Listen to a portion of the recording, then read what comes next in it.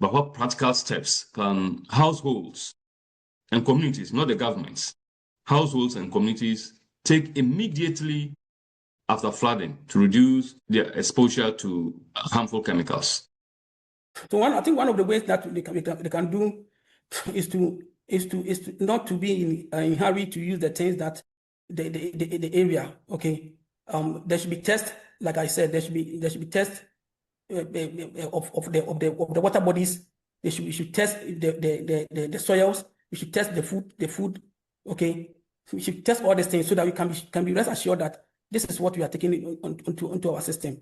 Yeah. Then the other thing that we can also do is to also increase some of this public education that I'm doing over here. Okay, so that we see that there are other chemicals also that are associated with floodwaters, and that when the place gets flooded and we come back, we don't just come back and life just bounces back. It may take time, and so we should take also in charge of some of these things.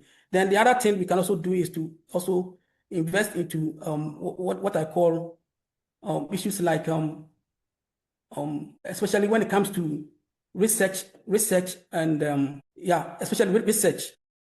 Okay, research, and we should also be able to trust in areas like those public officials, like the environmental health and those they call them town council. Okay, they should move to areas that have been flooded. Even the shirt that we wear, it's not that, and the mattress that we even use after flooding, we must exercise some discretion and hold on, do all these tests and make sure that we are rest assured of their sanity before we can move on to use them. Yeah. Especially when it comes to the water, the soil, and the food. These are very critical. Yeah, we should always test them before. All right. Looking ahead, what policies, investments, and innovations are needed to ensure flood resilience also includes protection against chemical pollution and environmental health risks? So, for instance, when it comes to, let's say, areas that are polluted like mining, we must ensure that we move swift to what is called concurrent rehabilitation. Okay, we don't finish mining before we do rehabilitation, but rehabilitation can be woven into the mine project life cycle from the very beginning to the very end, and that you reclaim as you mine. In that case, we reduce the extent of pollution should any flooding does take place or should any rainfall regimes happen. So concurrent rehabilitation is key.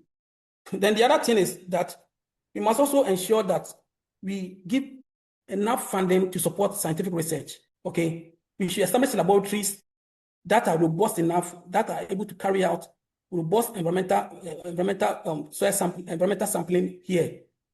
So investment in scientific research is also very key.